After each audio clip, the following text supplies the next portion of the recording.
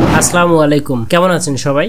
আজকে একদম বাস্তবমুখী একটা কথা বলবো। বিভিন্ন কর্মসংস্থানে যারা চাকরি করেন তাদের কথা বলছি। প্রত্যেকটা মানুষের সঙ্গেই এরকম ঘটনা ঘটে থাকে, কিন্তু কিছু করার থাকে না। তাই আজকে আপনাকে রিকভার করার সিস্টেম বলে দেব। দেখেন, প্রত্যেকটা মানুষেরই ওয়ার্কিং প্লেসে বস থাকে। আপনি তো আর মালিক না। আপনার যে বস আছে তারও বস আছে, তারও বস আছে, আবার তার উপরেও বস আছে। তো বসরা যখন কোনো এমপ্লয়ারকে বিভিন্ন ভাবে আক্রমণাত্মক হোক বা হ্যায় প্রতিপন্ন যেটাই করুক না কেন, মন খারাপ হয়ে যায়। মন খারাপ হওয়ার কারণে যাকে এই কথাগুলো বললো তার কাজে আর মন বসে না, ইভেন বাসায় আসার পরেও তার মন খারাপ থাকে। এটা কাদের হয় জানেন? যারা প্রথম জব করেন এবং যারা মানুষের কাছে খুবই কম সংখ্যক সময়ে অপমানিত হয়েছেন বা মানুষের কাছে কথা কম শুনেছেন, তাদের ক্ষেত্রে হয়। আর যারা কথা শুনতে শুনতে এক সময় অভ্যস্ত হয়ে যায়, তাদের আর সমস্যা হয় না। তো এই জন্য আপনি যে কাজটা করবেন সেটা হচ্ছে, আপনার বস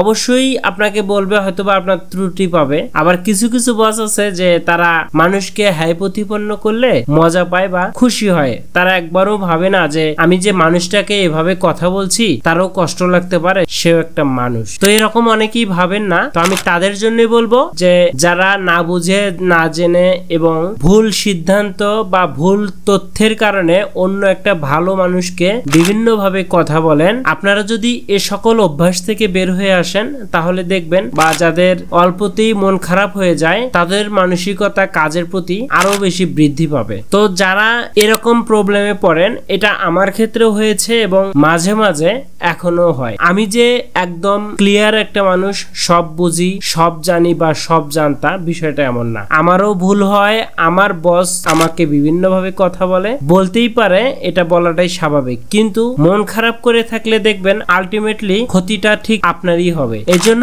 মন খারাপ করে থাকা যাবে না এবং ওই বিষয়টা আপনার বারবার মনে করা যাবে না। আপনি যদি একই বিষয়ে বারবার মনে করেন তাহলে অবশ্যই মন খারাপ হয়ে যাবে। ওই বিষয়টাই সারা রাত বা সারা দিন আপনার মাথায় ঘুরপাক খাবে এবং আপনি কাজে মন দিতে পারবেন না। এজন্য পজিটিভলি দেখতে হবে। আপনি সবসময় চিন্তা করবেন যে আল্লাহ যা করে ভালোর জন্যই করে। আপনি যদি এই নেগেটিভ চিন্তা না করে যদি মনে করেন উনি আমাকে বকা দিয়েছেন, উনি আমাকে হ্যায় প্রতিপন্ন করেছেন, আমার কাজে উনি সন্তুষ্ট হন নাই, তো এরকম যদি আপনি চিন্তা ভাবনা করেন, দেখবেন আপনার মন মানসিকতা অনেকটাই ভালো হয়ে যাবে। আমি অন্যের কথা কি বলবো, আমি আমার কথাই বলছি। আমি প্রথম যখন জবে ঢুকি তো তখন এরকম আমার বস বা আমার স্যার আমাকে বিভিন্ন ভাবে কথা বলতো, হ্যাঁ তোমার অ্যাটেন্ডেন্স ঠিক নাই, কাজের প্রতি তোমার কোনো মনোযোগ নাই। তো এগুলো আমাকে বলতে আমার মন খারাপ হতো। আমি প্রথম যখন অ্যাজ এ টেক্সটাইল ইঞ্জিনিয়ার হিসেবে আমি যখন প্রথম চাকরিতে জয়েন করি তখন 6 মাস আমার মন বসে নাই এবং তাদের কথাবার্তা বা যারা কলিগ আছে তারা বিভিন্ন ভাবে করে। আমি যখন অনেক কিছু পারতাম না তখন তারা বলতো টেক্সটাইলে পড়াশোনা করছে অথচ এটাই পারে না। তো আমার মন খারাপ হয়ে যেত। কিছু করার নাই, কারণ আপনি তখন নতুন বা বিগিনার, আপনি শিখছেন, আপনি বই পুস্তকে পড়াশোনা করেছেন আর এখন আপনি বাস্তবমুখী শিক্ষা নিচ্ছেন। তো আপনি বই পুস্তকে যেটা পড়েছেন সেটা এখন বাস্তবমুখী শিক্ষা নিচ্ছেন। তো দুইটা যখন একত্র হবে তখন আপনি ভালো একজন এক্সপার্ট হয়ে যাবেন। এ নিয়ে আপনার টেনশন করার কোনো কারণ নাই। এজন্য আমি বলবো টেনশন নাই কোনো।